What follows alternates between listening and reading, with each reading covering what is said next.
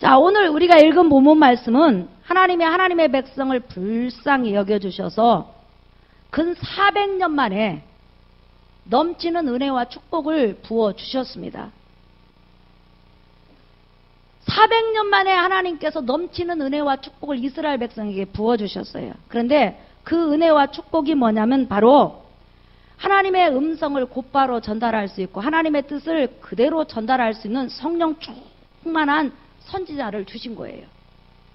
그 선지자가 오늘 본문에 보면 사가랴의 아들 세례 요한이라고 성경은 소개하고 있습니다. 특별히 요한복음 1장 6절에 보면 세례 요한을 하나님이 보내신 자라 이렇게 강조하고 있어요. 따라합시다. 하나님이 보내신 자.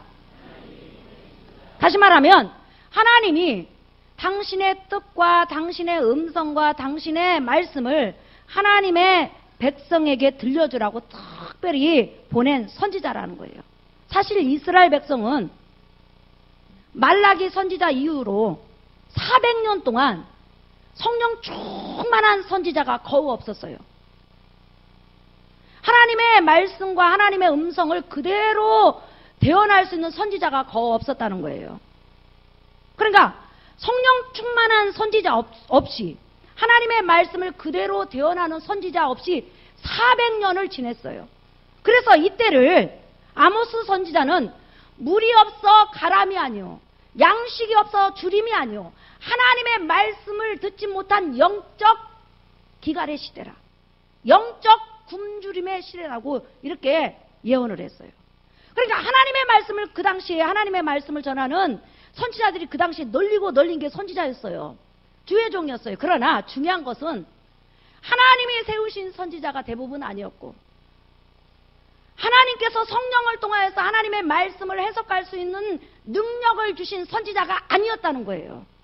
자의로 성경을 해석해서 자기 생각대로 자기 뜻대로 자기 마음대로 성경을 해석하는 선지자가 넘쳐났지만은 진정으로 하나님이 보내신 자, 하나님이 세우신 자, 하나님의 음성을 대언할 수 있는 선지자는 너무나 드물었다는 거예요. 그래서 세례 요한이 나타나기까지 400년 동안을 영적 암흑 시대다, 어둠의 시대다, 하나님의 말씀이 없었던 시대라고 성경은 말을 하고 있습니다.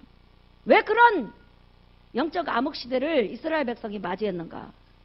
그 이유는 이스라엘 백성이 바벨론 포로에서 돌아와서 이제 이스라엘 민족을 다시 재건하는 과정에서 삶이 힘들고 어렵고 궁핍하다 보니까 자꾸만 부강하게 잘 사는 우상 나라들, 불신 나라들, 하나님이 없는 나라를 부러워하게 된 거예요. 그러다 보니까 하나님 섬기는 것이 너무 짐으로 다가온 거예요.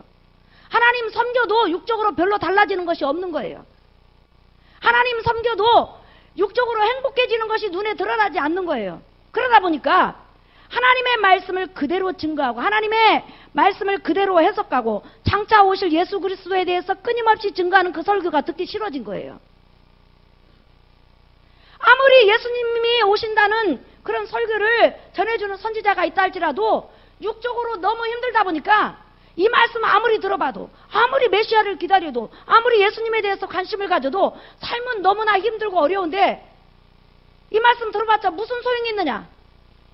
이렇게 해가지고 그들은 성경 그대로를 해석하는 선지자, 하나님의 말씀을 듣고 계시를 듣고 대언해주는 선지자의 음성을 외면하고 육적으로 축복적인 설교, 은혜적인 설교, 잘 살 수 있는 설교, 또한 육적으로 풍요로운 설교를 하는 선지자들을 찾기 시작했어요. 그러다 보니까 그런 설교에 사람들이 몰리다 보니까 수많은 하나님의 선지자들이 타락하기 시작한 거예요. 나중에는 세례 요한이 나타날 즈음에, 예수님이 나타날 즈음에는 예수 그리스도에 대한 설교가 거의 없어지게 되고 예수 그리스도에 대한 설교가 없어지니까 막상 예수님이 나타났을 때는 예수님을 기다린 이스라엘 백성이 예수님을 몰라보는 어처구니 없는 일이 벌어진 거예요. 다시 말하면 거짓 선지자들이, 백성의 비위를 맞추는 선지자들이 물질적인 설교와 축복적인 설교와 이 세상의 부귀 권세 명예 높아지는 설교만을 해주다 보니까 그것만을 쫓아가다 보니까 진짜 주인공이고 진짜 생명의 주인이신 예수 그리스도를 잊어버린 거예요. 여러분, 우리가 예수 그리스도를 만날 때 기도를 통해서 만나는 것도 은혜고, 환상을 통해서 만나는 것도 은혜고, 여러 가지 병고침을 통해서 만나는 것도 은혜지만, 진정한 은혜는 말씀을 통해서 만나는 예수 그리스도가 가장 큰 은혜인 걸 믿으시기를 예수의 이름으로 축원합니다. 말씀을 통해서 만나는 예수 그리스도가 우리 심령의 자리를 잡게 되고, 심령의 자리 잡게 되면 그 예수는 살아서 여러분 삶 속에 역사하는 줄 믿으시기를 예수의 이름으로 축원합니다. 그러니까 이 시대를 바로 암흑시대라고 그러는 거예요. 말씀은 넘쳐났지만 장차 오실 예수 그리스도에 대한 소개, 그것이 없어진 거예요. 어느 정도로 종교 지도자들이 타락했냐면, 이스라엘 백성의 비유를 마치다 보니까, 그 백성들이 좋아하는 설교를 하다 보니까 이제 완전히 성경하고 빗나간 설교를 한 거예요. 그 빗나간 설교가 뭐냐면, 아브라함의 후손으로 태어나면 무조건 구원받는다. 몸에 할례만 있으면 무조건 구원받는다. 천국은 이방인들을 위해서 준비된 것이 아니오, 바로 아브라함의 육적 혈통을 타고 태어난 사람, 할례를 받은 사람, 그 사람은 누구든지 천국 간다.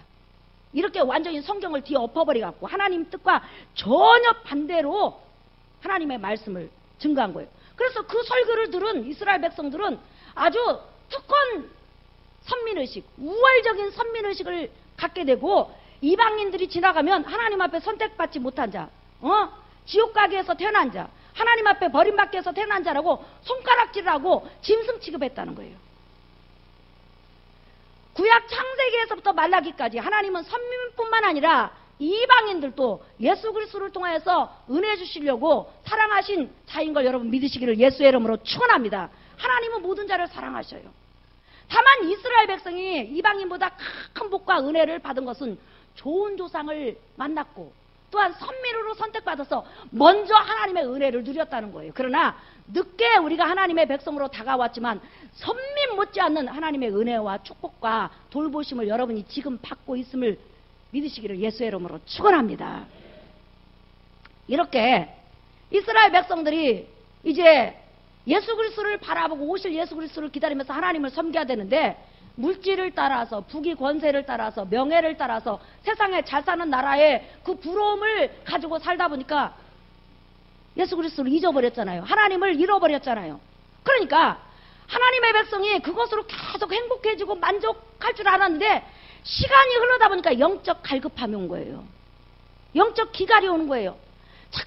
자꾸만 하나님의 말씀이 그리워지고, 아무리 물질이 오고, 아무리 부귀가 오고, 아무리 권세가 오고, 아무리 세상 것으로 높아져도 이 마음속의 영적 갈급함, 이 기갈을 어떻게 채울 수가 없는 거예요.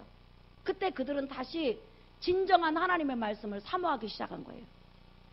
그러자 그 사모하는 심령이 많아지면 많아질수록 하나님께서 성령 충만한 선지자를 내세웠는데, 그 선지자가 바로 세례 요한인 걸 여러분 믿으시길 바랍니다. 그러니까 하나님께서 영적으로 너무 갈급한 하나님의 사람들을 위해서, 또한 예수 그리스도를 기다리고 맞이하려고 준비하고 있는 그 하나님의 백성들을 위해서 바로 예수 그리스도 직전에 예수 그리스도와 같은 시대에 태어나서 예수 그리스도를 저분이 구세주다, 저분이 메시아다, 우리가 기다려온 하나님의 아들이라고 직접 소개할 바로 세례 요한을 주셨다는 거예요. 이 세례 요한이 여러분 누굽니까? 세례 요한은 바로 이런 자예요. 자, 여러분 찾아보세요. 이사야서 40장 3절에서 5절 말씀입니다.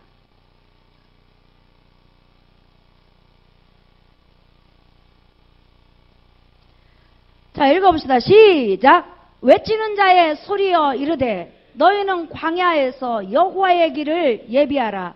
사막에서 우리 하나님의 대로를 평탄하게 하라. 골짜기마다 도두어지며 산마다 언덕마다 낮아지며 고르지 아니한 곳이 평탄하게 되며 험한 곳이 평지가 될 것이요 여호와의 영광이 나타나고 모든 육체가 그것을 함께 보리라. 이는 여호와의 입이 말씀하셨느니라. 자, 여러분 우리가 마태복음, 마가복음, 누가복음에 보면 이사야서 40장 3절에서 5절 말씀을 인용해서 이 말씀의 주인공이 세례 요한이라고 증거하는 것을 우리가 볼 수 있습니다. 다시 말하면 세례 요한은 예수님 오시기 전 700년 전에 예수님과 같은 시대에 태어나서 예수님을 직접 증거하는 선지자로 선택받은 거예요. 세례 요한이 태어나기 700년 전에 세례 요한이 태어나서 예수님을 증거할 것이라고 이미 700년 전에 예언을 했고, 말라기 선지자서에 보면 이미 예수님 오시기 전 400년 전에 세례 요한이 태어나서 예수님을 증거할 거라고 성경은 증거를 하고 있어요. 그러니까 세례 요한이 얼마나 중요한 선지자냐는 거예요. 그런데 이 세례 요한을 성경에서는 다르게 이렇게 소개하고 있습니다. 자, 여러분 한번 보세요. 누가복음 3장 4절. 자, 읽어봅시다. 시작. 선지자 이사야의 책에 쓴 바 광야에서 외치는 자의 소리가 있어 이르되 너희는 주의 길을 준비하라. 그의 오실 길을 곧게 하라. 지금 세례 요한을 소개할 때 뭐라고 하냐면 광야에서 외치는 소리다 이렇게 소개하고 있어요. 따라합시다. 광야에서 외치는 소리다. 이렇게 광야에서 외치는 소리가 세례 요한이라고 사복음서에서 3번이나 정확하게 강조하고 있어요. 또한 세례 요한도 요한복음 1장 21절에 보면 종교 지도자들이 유대 광야 근처에서 세례를 주고 있는 세례 요한에게 찾아왔어요. 도대체 너는 메시아냐? 아니면 모세가 증거한 그 선지자냐? 아니면 다른 사람이냐? 도대체 너는 누구냐? 이렇게 물어봤을 때 나는 광야에서 외치는 소리다. 이사야 선지자가 메시아 앞에, 구세주 앞에, 예수 그리스도 앞에 광야에서 외치는 소리가 나타난다고 하지 않았느냐? 그 광야에서 외치는 소리가 바로 나다 하면서 자기 자신을 광야에서 외치는 소리라고 분명히 증거를 했습니다. 그러면 여러분, 광야에서 외치는 소리라는 게 뭐예요? 말 그대로 광야 한가운데서, 사막 한가운데서 그곳에 무대를 두고 그곳에서 하나님의 말씀을 대언하고 하나님의 뜻을 대언하고 하나님의 음성을 대언하고 하나님의 백성에게 하나님의 말씀을 전파하는 선지자를 가리키는 거예요. 다시 말하면 광야를 자기 사역지로 삼아서 그 광야에서 오락가락 하면서 하나님의 말씀을 전하는 선지자를 바로 광야에서 외치는 소리라고 말을 하는 거예요. 우리가 성경에 보면 세례 요한이 사역지가 어디냐면 여러분 유대 광야였다고 성경은 말을 하고 있어요. 자, 여러분 잠깐 보세요. 유대 광야가 어디냐면 예루살렘에서 한참 멀리 떨어진 이곳이 바로 유대 광야예요. 사막이에요. 사람이 살지 않는, 짐승들이 우글거리는, 적막하고 외롭고 죽음이 엄습하고 동굴이 많은 바로 이곳이 바로 유대 광야예요. 그런데 일반 선지자들은 여러분 회당이나 집이나 마을이나 예루살렘 성전이나 솔로몬 행각에서 하나님의 말씀을 증거하고 하나님의 말씀을 대언하고 하나님의 말씀을 전파했어요. 근데 참으로 이상한 것은 세례 요한은 하나님의 성전도 아니요, 하나님의 회당도 아니요, 솔로몬 행각도 아니요, 마을도 아니에요. 어디서 사역을 했다고요? 유대 광야. 세례를 줄 때도 유대 광야 가까운 요단강에서 세례를 주었다는 거예요. 그런데 더 희한한 것은 이 세례 요한이 광야에서 하나님의 말씀을 증거하고 하나님의 음성을 대언하고 하나님의 말씀을 전파할 때 말씀이 갈급한 하나님의 백성이 전국 각지에서 어디로 몰려갔냐면 유대 광야로 몰려갔다는 거예요. 이게 얼마나 희한한 일입니까, 여러분? 자, 한번 여러분 보세요, 지도를. 지금 갈릴리 쪽에서, 요단강 동쪽에서, 예루살렘 쪽에서, 그 다음에 유대강야 건너편에서, 또한 모압 암몬 쪽에서 하나님의 말씀 듣기를 원하고 말씀이 갈급한 자들이 전부 다 어디로 몰려갔다고요? 유대 광야로 몰려갔다는 거예요. 사랑하는 성도 여러분, 하나님의 말씀을 듣기 원하고 하나님의 말씀으로 행복을 삼고 딱딱하지만 그 말씀으로 소망을 삼고 갈급해하는 영혼은 하나님이 준비된 말씀을 들을 수 있도록 반드시 그곳으로 준비된 말씀이 있는 곳으로 인도하는 걸 여러분 믿으시길 바랍니다. 그때 당시는 여러분 통신이 발달된 것도 아니에요. 텔레비전이 있는 것도 아니에요. 전화가 있는 것도 아니에요. 유튜브? 없었어요. 삐삐? No. 핸드폰? 없었어요. 그런데 어떻게 그걸 알고 여러분 저 유대 광야까지 쫓아갔냐는 거예요. 쉽게 말하면 김포에서 박미랄 목사님이 설교를 하는데 부산에서 제주도에서 마라도에서 온 거예요. 중요한 것은 아무리 하나님의 백성이 산골 깊숙이 살고 있다 할지라도 말씀을 갈급해하고 말씀을 그리워하면 하나님의 능력을 통해서 말씀 있는 곳으로 인도하시고 그 말씀이 있는 곳을 듣게 하는 걸 믿으시기를 예수의 이름으로 축원합니다.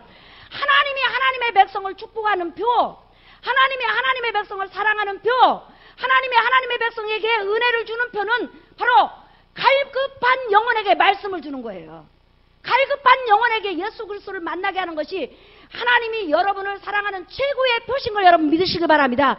그 은혜를 받으면 삶의 문제도 하나님께서 어루만지시고 회복시키시고 치료하셔요. 믿으시면 아멘 하십시오. 여호와는 나의 목자시니 내가 부족함이 없으리로다. 왜 이런 고백해요? 하나님이 내 영혼의 필요를 따라서 나를 인도하신다는 거예요. 여러분에게 하나님의 생수 같은 말씀이 넘치기를 예수의 이름으로 축원합니다. 우리 찬양 한 장 부른 다음에 말씀 또 듣겠습니다. 찬송가 570장 손뼉 치면서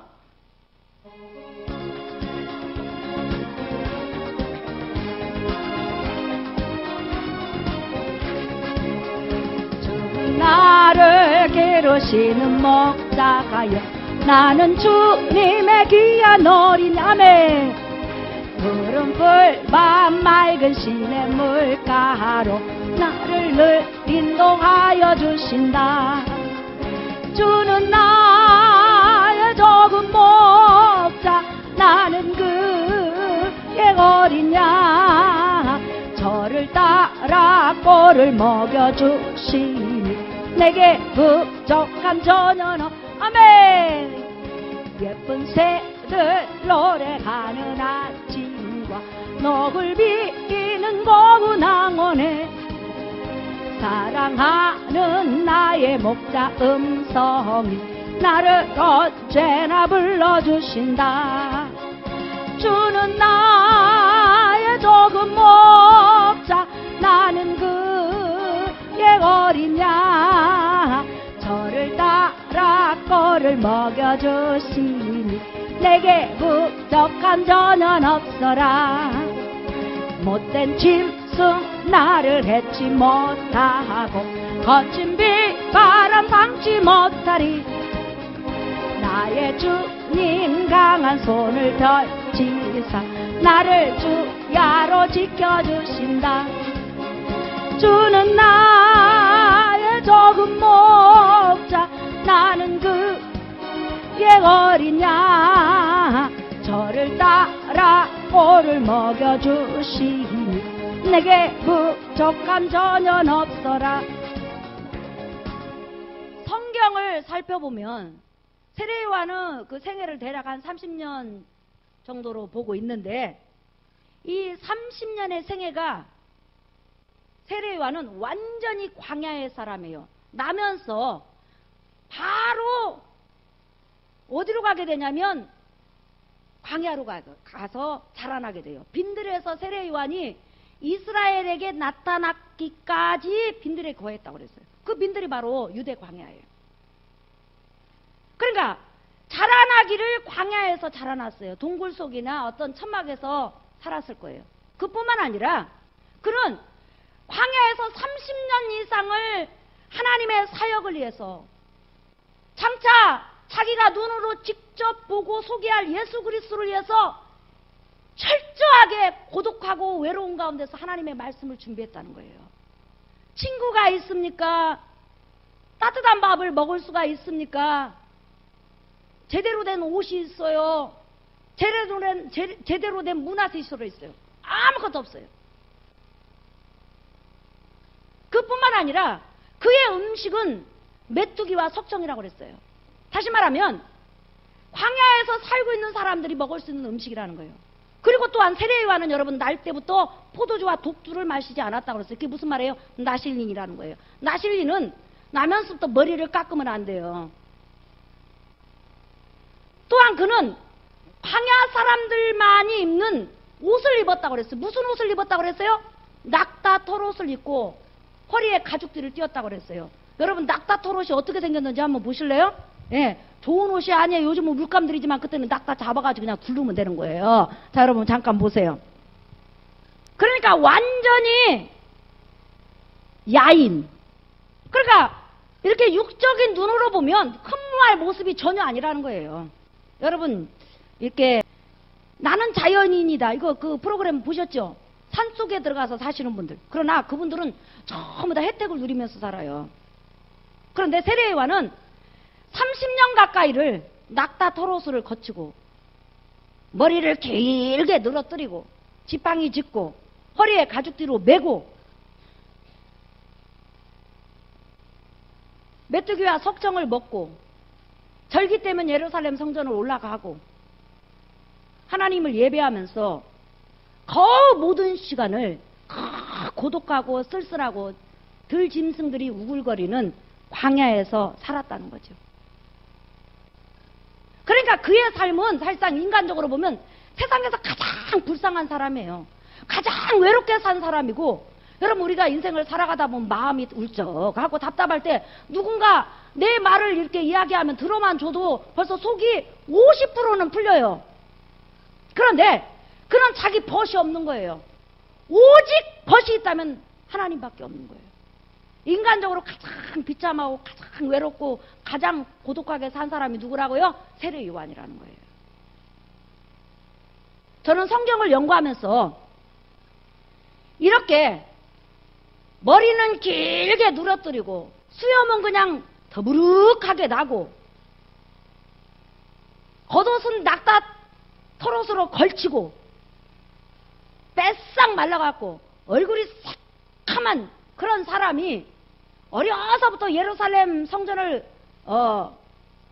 이따금씩 오락가락 하면서 30년을 지냈다면 누구든지 세례요한에 대해서 거의 알지 않았을까 이런 생각이 들어요. 그뿐만 아니라 이런 모습을 한 사람이 분명히 없었을 거예요.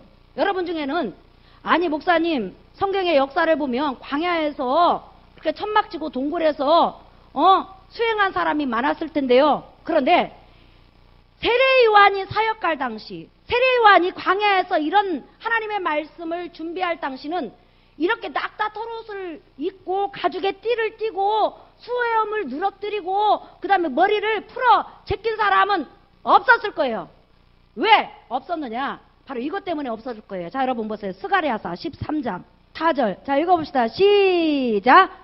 그날에 선지자들이 예언할 때 그 환상을 각기 부끄러워할 것이며 사람을 속이려고 털옷도 입지 아니할 것이며. 자, 여기서 이 털옷이라는 것은 낙타 털옷을 말해요. 이게 무슨 말이냐면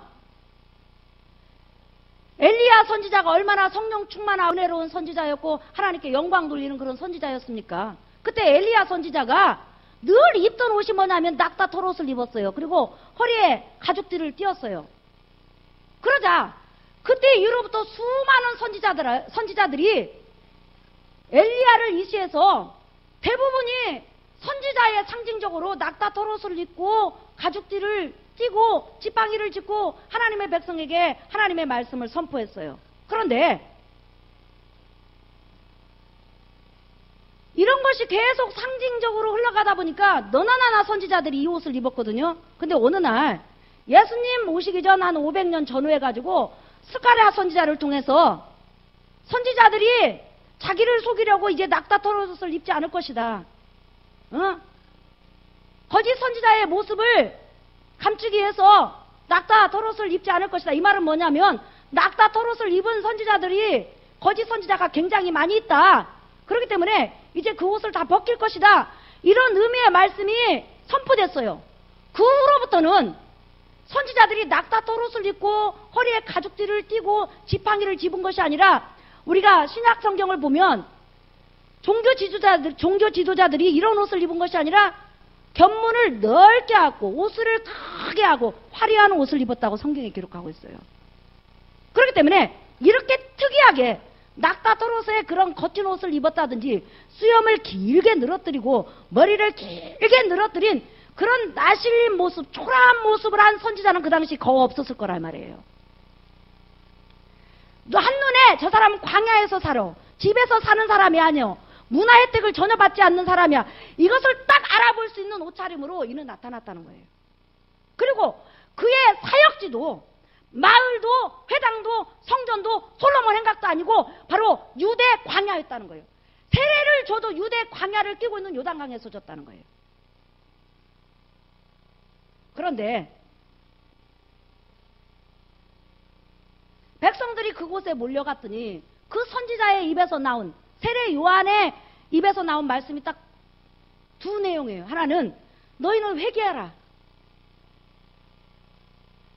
너희가 아브라함의 혈통으로 태어나가지고 무조건 구원받는다고 하지 마라. 인간은 모두 죄인이다. 너희에게 제사함을 주려고 지금 메시아가 바로 내 뒤에 계신다. 곧 나타날 것이다. 내가 너희에게 소개할 것이다. 그분을 맞이하기 위해서는 너희가 마음문을 열고 그분을 맞이하라. 그리고 그분이 어떤 말씀을 하든지 무조건 받아들이라. 그리고 나서 그분이 누구냐? 그분은 창조주 하나님이시오. 그분은 만물 위에 계신 분이시오. 그분은 나보다 먼저 계신 분이요. 그분은 제 문제를 해결할 하나님의 어린 양이다 하면서 예수님의 신성에 대해서 세례 요한은 설교를 했어요. 그러니까 세례 요한의 주 설교는 뭐냐면, 조금 있으면 누가 나타난다? 메시아이신 예수 그리스도가 나타난다. 이 설교였다는 거예요. 그러니 백성들이 여러분은 얼마나 메시아를 기다리고 예수님을 기다리겠어요. 그래서 세례 요한으로 말미암아 수많은 백성들이 예수님을 기다리는 놀라운 역사가 나타난 거예요. 자, 그렇다면 여러분, 하나님께서 왜 세례 요한에게 이렇게 광야에 외치는 자의 소리로 살게 하셨느냐? 다시 말하면 광야의 사람으로서 광야인이 되게 하셨냐는 거예요. 누가 봐도 30년을 광야에서 자라났고 30년을 광야에서 하나님의 말씀을 준비했고 광야에서 먹는 음식을 먹었고 광야에서 입는 옷을 입고 광야에서 오는 옷차림을 하고 머리 모양을 했다면 누구든지 광야 사람이잖아요. 그런 사람은 그 당시 찾아볼 수 없었을 거라는 거예요. 왜 하나님께서 이렇게 세례 요한의 모양을 완전히 광야 사람으로 만들어 놨을까? 그 이유가 있어요. 그 이유는 바로 세례 요한이 메시아 앞에 나타날 선지자인 것을 백성들이 알아보도록 하기 위해서 그런 거예요. 너희가 4,000년 이상 기다려온 예수 그리스도 구원의 주가 너희 앞에 딱 나타나기 전에 광야에서 외치는 자의 소리가 있을 것이다. 광야에서 하나님의 말씀을 선포하고 광야에서 예수 그리스도를 소개하고 광야에서 너에게 구세주를 소개할 그런 광야 사람이 나타날 것이다. 그러면 그 사람이 나타나면 곧바로 누가 나타나신다? 메시아이신 예수 그리스도가 나타난다. 이렇게 성경에 예언했기 때문에 사람들이 세례 요한의 모습만 봐도 곧바로 누가 자기들 앞에 나타난다고 믿는 거예요? 예수 그리스도가. 그러니까 한마디로 말하면 하나님은 세례 요한의 겉모습을 통해서 또한 세례 요한의 입속에서 나오는 하나님의 말씀을 통하여서 모든 백성이 기다려온 예수 그리스도를 만나도록 하기 위해서 세례 요한의 겉모습을 꾸며놓은 걸 여러분 믿으시길 예수의 이름으로 축원합니다. 예수님이 태어났을 때 여러분, 예수님이 구태여 마구간에서 태어났다 할지라도 구유 위에 올라갈 필요가 없어요. 짐승의 먹이통에 누울 필요가 없다는 거예요.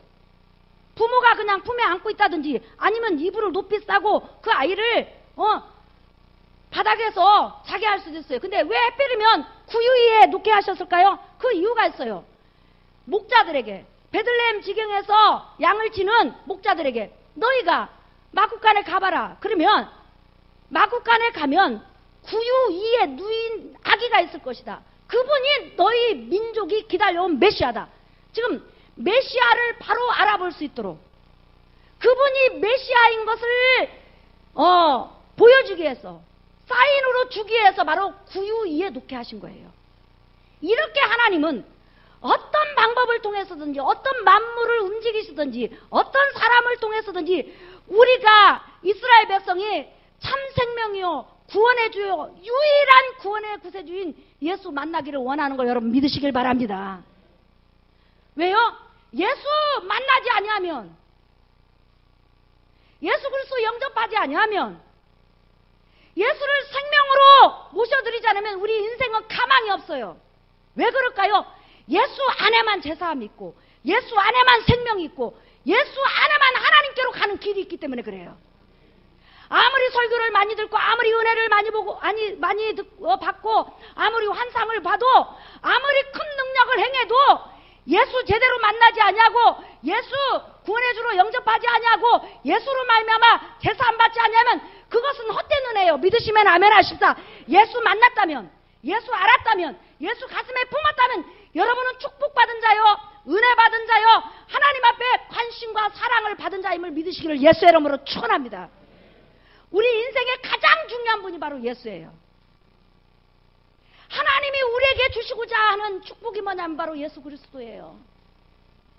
예수 그리스도 여러분 마음속에 모시고 예수 그리스도 품에 안으면요, 그 다음에 모든 문제는 하나님이 당신의 자녀가 되었기 때문에 어루만지시고 회복시켜주시고 함께 하시고 그 위경에서 건너뛰게 하는, 넘어갈 능력을 부어주시는 걸 믿으시기를 예수의 이름으로 축원합니다. 예수 사랑하는 자 하나님이 사랑해요. 예수 사랑하는 자 하나님이 놓지 않아요. 예수 사랑하는 자 하나님이 끝까지 책임져요. 예수 사랑하면 죽을 목숨도 하나님께서 사명이 있다면 다시 살리셔요. 믿으시면 아멘 하십시다. 그래서 세례 요한으로 말미암아 예수 그리스도를 발견하도록 하기 위해서 하나님께서 세례 요한의 머리에서 발끝까지 광야 사람으로 만든 거예요. 그런데 더욱 중요한 것은 여러분, 세례 요한이 우리와 똑같은 인간이잖아요. 우리와 똑같은 성정을 가진 자잖아요. 자유의지가 있잖아요. 얼마든지 여러분, 하나님 저는 광야에서 살기 싫어요. 너무 외로워요. 너무 고독해요.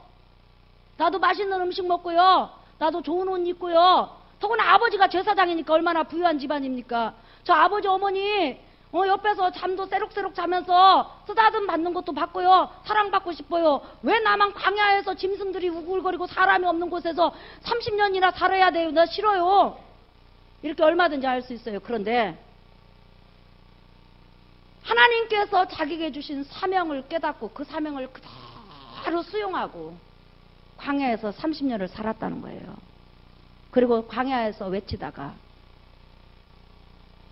헤로당에게 순교를 당하고 하나님 품에 안긴 위대한 선지자인 걸 믿으시기를 예수 이름으로 축원합니다.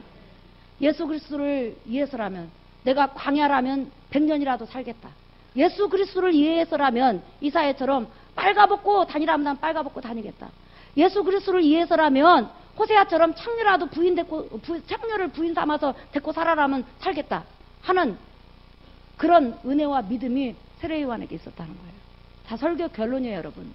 하나님은 이렇게 우리가 예수 만나기를 원하셔요. 이렇게 우리에게 예수 주기를 원하셔요. 하나님이 오직 구원자로 세운 유일한 구세주는 예수밖에 없으니까 어찌하든지 우리에게 예수 만나기를 원하는 거예요. 그 예수를 사랑하는 여러분에게 하나님의 축복과 은혜가 넘치기를 예수의 이름으로 축원합니다. 이 세상에 살면서 우리가 예수 믿는 것 때문에, 예수를 아는 것 때문에, 예수 그리스도를 섬기는 것 때문에 때로는 물질도 잊어버려요. 친구도 잃어버려요. 내 마음대로 내가 하고 싶은 대로 살지 못해요. 때로는 내가 인격적으로 저 사람에게 비난받을 짓을 한 적도 없는데 괜히 나를 비난해요. 나를 무시해요. 마치 나를 바보 취급해요. 그러나 세례 요한의 삶을 본다면 우리는 사실상 그보다 고난스러운 자는 아니라는 거예요. 그렇기 때문에 이렇게 세례 요한처럼 광야에서 고독하게, 광야에서 외롭게 30년을 예수 그리스도만을 위해서 살다 간 사람도 있는데, 이제 여러분도 힘을 내고 용기를 내어서 어려운 길이지만, 외로운 길이지만, 힘든 길이지만 예수 그리스도를 향해서 달려가는 여러분 되시기를 예수의 이름으로 축원합니다. 예수 그리스도를 위해서 달려가면 하나님의 평강과 하나님의 은혜가 여러분 자손 천대에 넘치기를 예수의 이름으로 축원합니다.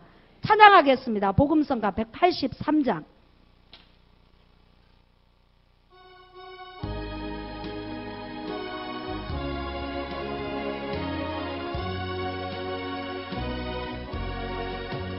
이 세상에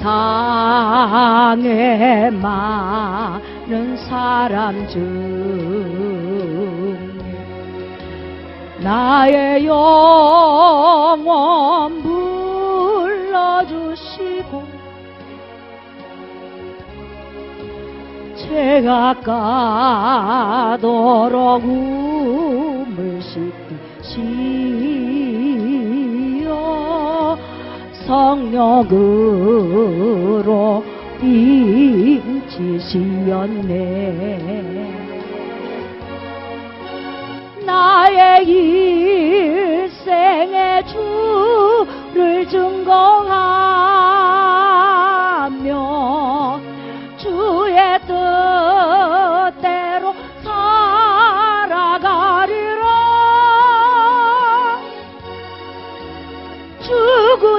죽으시고 부활하여 생명주 내 주 예수 위에 살리라. 허물 많고 시습 많은 날 끊임없이 위로하시며 날마다 새 힘으로 채우시어 부활의 길 가게 하시네. 주여 세상에 미혹되지